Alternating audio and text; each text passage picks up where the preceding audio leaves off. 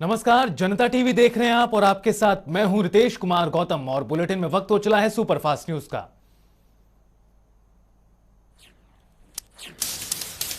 UP को प्रधानमंत्री नरेंद्र मोदी ने दी बड़ी सौगात। सुल्तानपुर में 340 किलोमीटर लंबे पूर्वांचल एक्सप्रेसवे का किया उद्घाटन। समारोह में मुख्यमंत्री योगी आदित्यनाथ भी रहे मौजूद। पूर्वांचल एक्सप्रेसवे के लोकार्पण पर बोले प्रधानमंत्री मोदी, यूपी को एक्सप्रेस प्रदेश बना रही है सरकार। एक्सप्रेसवे को बताया प्रदेश के विकास की एक नई तस्वीर। प्रधानमंत्री मोदी ने कहा, कभी सोचा नहीं था एक्सप्रेसवे पर भी उतरेगा विमान। पूर्वांचल एक्सप्रेसवे को बताया यूपी के विकास और प्रगति का एक्सप्रेसवे। पूर्वांचल एक्सप्रेसवे का उद्घाटन करने के बाद प्रधानमंत्री मोदी ने देखा एयर शो। सुखोई राफेल ने दिखाए हवाई करतब। मिराज ने भी की इमरजेंसी लैंडिंग। प्रधानमंत्री मोदी ने की भारतीय वायुसेना के मालवाहक विमान सुपर हरकुलिस की सवारी। विमान से पूर्वांचल एक्सप्रेसवे पर उतरे। उतरने के बाद प्रधानमंत्री इसी विमान से वापस लौटे।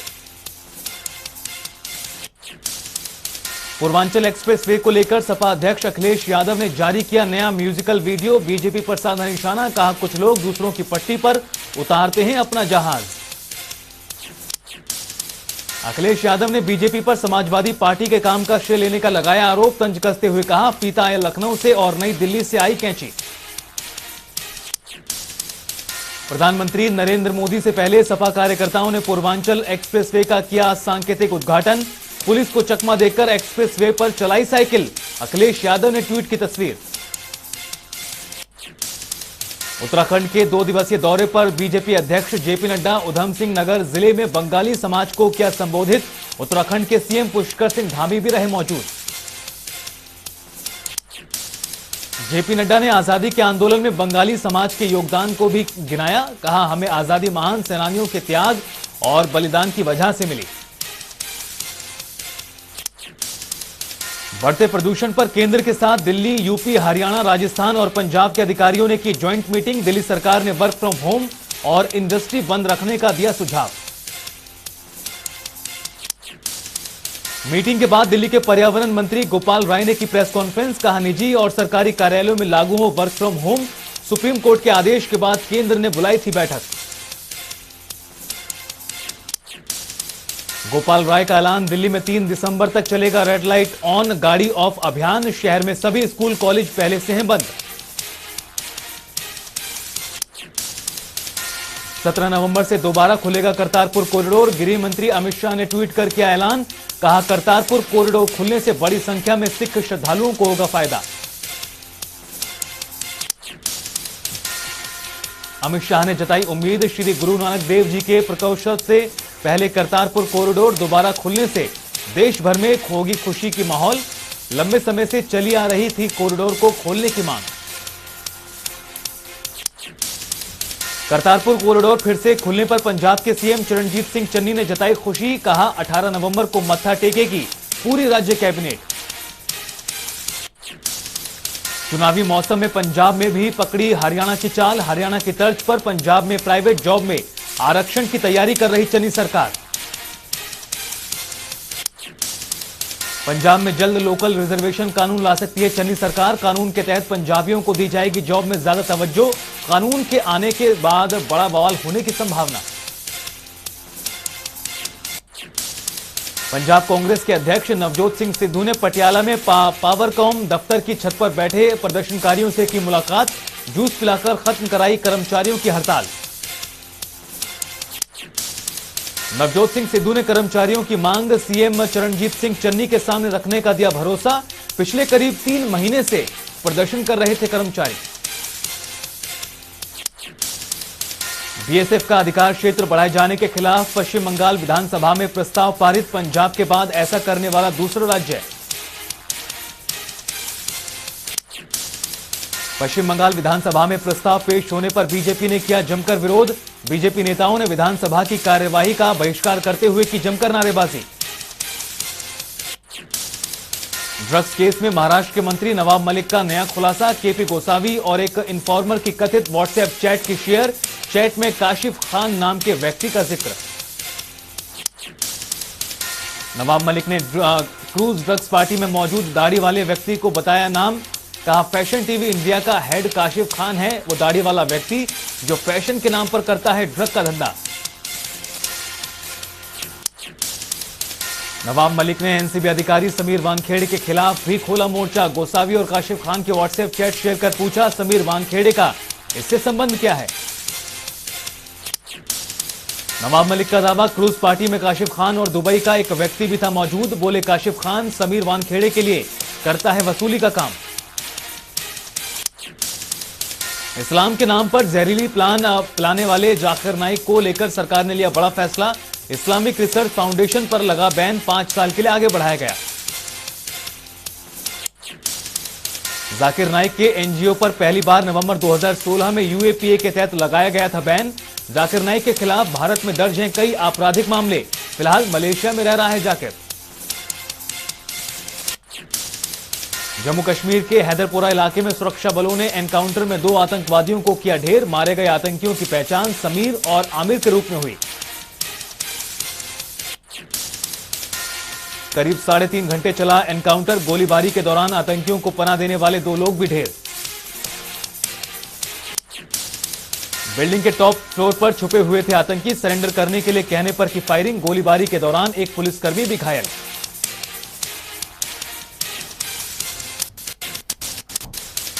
दुनिया में जारी है कोरोना का कहर। अब तक 25 करोड़ 45 लाख से ज्यादा केस सामने आए। 23 करोड़ 12 लाख से ज्यादा मरीज रिकवर। मौतों का आंकड़ा 51 लाख के पार। देश में 24 घंटे में 10,000 से ज्यादा नए केस तो वहीं 11,000 से ज्यादा मरीज रिकवर। एक दिन में 125 लोगों ने तोड़ा दम। भारत में कुल कोरोना केस 3 करोड़ 44 लाख से ज्यादा। अब तक करीब 3 करोड़ 38 लाख से ज्यादा मरीज ठीक। कुल मौतों का आंकड़ा 4,63,000 के पार। दिल्ली में कोरोना के 36 नए मामले आए सामने। कुल मामले 14,40,000 के पार। एक्टिव केसों की संख्या 340 से ज्यादा। महाराष्ट्र में कोरोना के 950 नए मामले। कुल संक्रमितों की संख्या 65 लाख के पार। 15,000 से ज्यादा केस अभी भी एक्टिव। उत्तर प्रदेश में कोरोना के 12 नए मामले। कुल संक्रमण का आंकड़ा 17,10,000 के पार। एक्टिव केसों की संख्या 90 से ज्यादा तो वहीं मौत का आंकड़ा 22,000 के पार। पश्चिम बंगाल में आए कोरोना के 870 से ज्यादा नए केस। कुल मामले 16 लाख के पार। 15,76,000 से ज्यादा मरीज हुए ठीक। मौतों का आंकड़ा 19,000 के पार। बिहार में 24 घंटे के भीतर कोरोना के 3 नए मामले। कुल मामले 7 लाख के पार। 26 केस अभी भी एक्टिव। हरियाणा में 14 नए कोरोना केस। कुल आंकड़ा 7,71,000 के पार। अब तक 7,61,000 से ज्यादा मरीज रिकवर। 150 case active. हिमाचल में पिछले 24 घंटे में 56 नए मामले दर्ज। कुल संक्रमितों की संख्या 2,25,000 के पार। मौत का आंकड़ा 3,800 से ज्यादा। 1,000 से ज्यादा केस अभी भी एक्टिव। देश में कोरोना के खिलाफ वैक्सीनेशन अभियान जारी। वैक्सीनेशन का आंकड़ा 112 करोड़ 34 लाख के पार।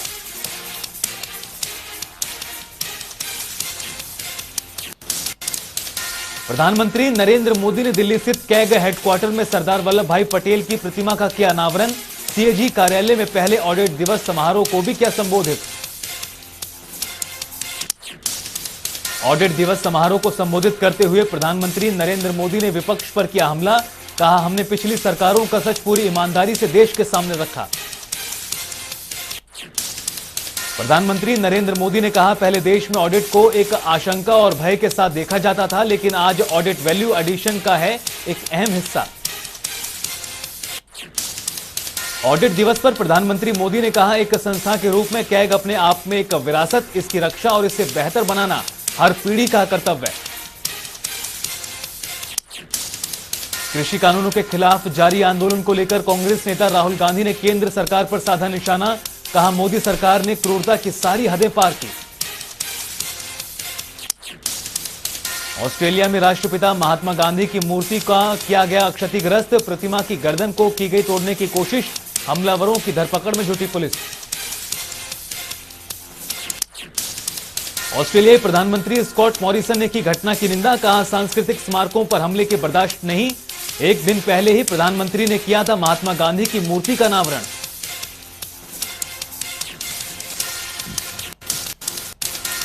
पत्रकारों को सीएम मनोहर लाल ने दी राष्ट्रीय प्रेस दिवस की बधाई। ट्वीट में लिखा, जनता के काम को सरकार के काम को जनता तक पहुंचाने में मीडिया का अहम योगदान। मुख्यमंत्री मनोहर लाल के प्रिंसिपल मीडिया एडवाइजर का इस्तीफा, विनोद मेहता ने किया पद से रिजाइन। 7 महीने पहले हुई थी नियुक्ति। पूर्व सीएम और नेता विपक्ष भूपेंद्र सिंह हुड्डा ने की प्रेस कॉन्फ्रेंस, प्रदेश सरकार पर साधा निशाना, बोले सरकार ने नहीं किए वादे पूरे। प्रदेश में डीएपी खाद की कमी पर हुड्डा का बयान, कहा मंत्री दे रहे गलत बयान, खाद के लिए बहन बेटियों को लंबी लाइनों में लगकर करना पड़ रहा है इंतजार। प्रदेश में स्वास्थ्य सुविधाओं पर भी हुड्डा ने खड़े किए सवाल, बोले सरकार ने नहीं बनाए अस्पताल, डेंगू टेस्ट के लिए किट की भी है प्रदेश में कमी। करनाल के एग्रो मॉल में पहुंचे आंदोलनकारी नेता राकेश टिकैत, आंदोलनकारियों से मुलाकात कर ली मॉल की जानकारी, साथ ही कहा अगर एग्रो मॉल या मंडी बेची तो बेचने और खरीदने वालों के खिलाफ करेंगे आंदोलन। राकेश टिकैत ने हरियाणा के गृह मंत्री अनिल विज पर साधा निशाना, कहा मंत्री अनिल विज नहीं है हमारी सलाहकार समिति के सदस्य, तो हम उनके कहने पर क्यों बदलें अपने मोर्चे का नेता। मीडिया से बातचीत के दौरान बोले राकेश टिकैत, 29 नवंबर से दोनों बॉर्डरों से 500 आंदोलनकारी ट्रैक्टरों के साथ संसद का करेंगे कूच। आंदोलन कितना लंबा होगा इस बात को लेकर नहीं दी जानकारी। करनाल के डेरा कार सेवा गुरुद्वारा में भारतीय किसान यूनियन ने की बैठक, आंदोलनकारी नेता गुरनाम सिंह चढ़ूनी समेत कई नेता भी मौके पर रहे मौजूद।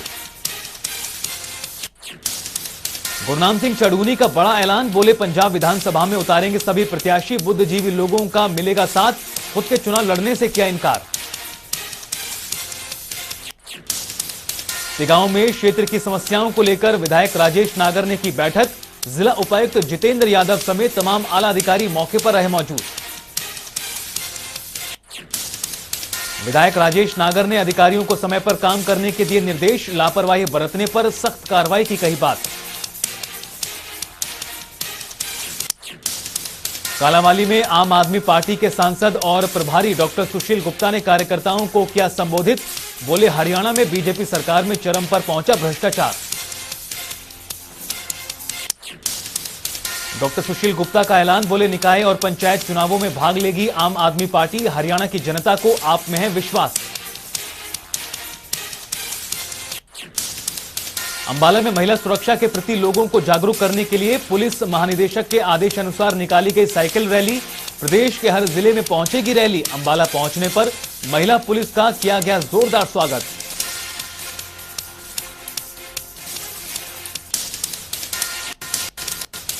यमुनानगर में राज्य स्तरीय ऐतिहासिक कपाल मोचन मेले की शुरुआत, हरियाणा सरकार के मुख्य सचिव संजीव कौशल ने मेले का किया उद्घाटन।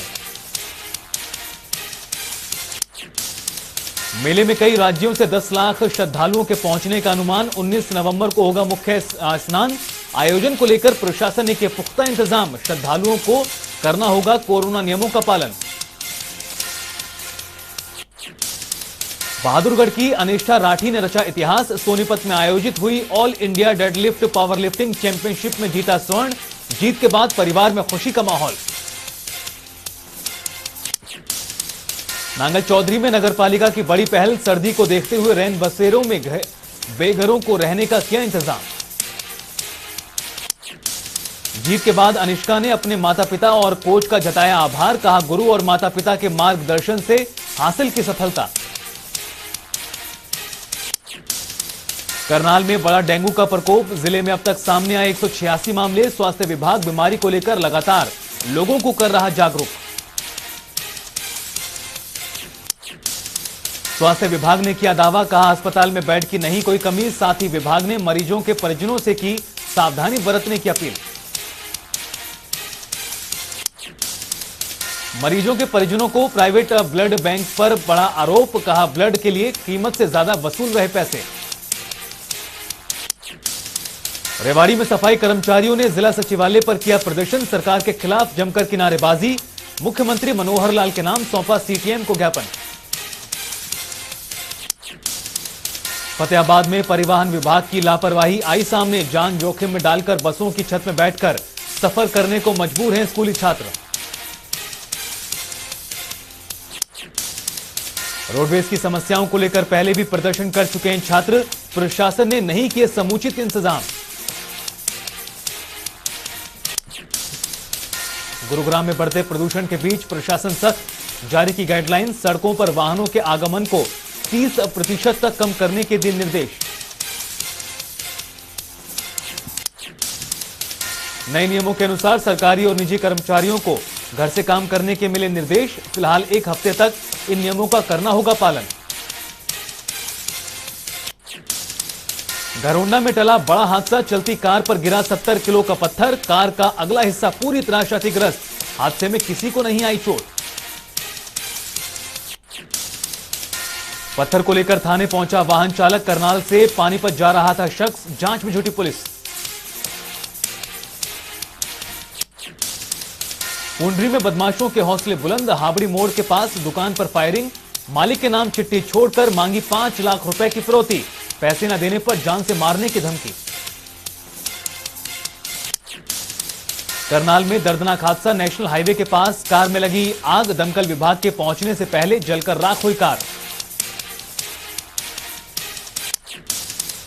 घटनास्थल के दौरान कार में मौजूद नहीं था चालक या कोई अन्य शख्स, मामले की जांच कर रही पुलिस। करनाल में छठ पूजा के दौरान नहर में डूबे 2 व्यक्तियों का शव बरामद, परिवार में मातम का माहौल, पुलिस ने शवों का कराया पोस्टमार्टम। चरखी दादरी में दर्दनाक सड़क हादसा, संतुलन बिगड़ने से पेड़ से टकराई कार, घायलों को अस्पताल में कराया गया भर्ती, 2 की मौके पर मौत, 2 गंभीर रूप से घायल।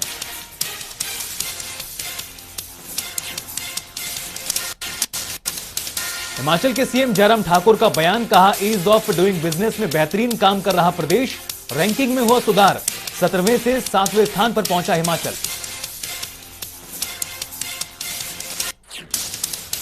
शिमला विधानसभा में पीठासीन अधिकारियों का सम्मेलन आज से शुरू, 23 राज्यों के विधानसभा अध्यक्ष और 10 राज्यों के उपाध्यक्ष पहुंचे शिमला, लोकसभा अध्यक्ष ओम बिरला, राज्यसभा उपाध्यक्ष हरिवंश भी पहुंचे। पीठासीन अधिकारियों की सुविधा के लिए लगाई गई 35 HAS और 2 IAS की ड्यूटी, लोकसभा अध्यक्ष ओम बिरला के साथ IAS मनमोहन शर्मा नियुक्त। सम्मेलन के लिए दुल्हन की तरह सजा शिमला स्थित हिमाचल विधानसभा का भवन, 1921 में पीठासीन अधिकारियों की शिमला में हुई थी पहली बैठक, 100 साल पूरे होने पर अधिकारियों का होगा 82वां सम्मेलन। नालागढ़ में बोले हिमाचल कांग्रेस के अध्यक्ष कुलदीप सिंह राठौर, उपचुनाव में बीजेपी की हुई बड़ी हार, कहा सेमीफाइनल में हुई जीत, अब फाइनल की तैयारी। रुकेंगे यहां पर एक छोटे से ब्रेक के लिए, आप बने रहिए जनता टीवी के साथ।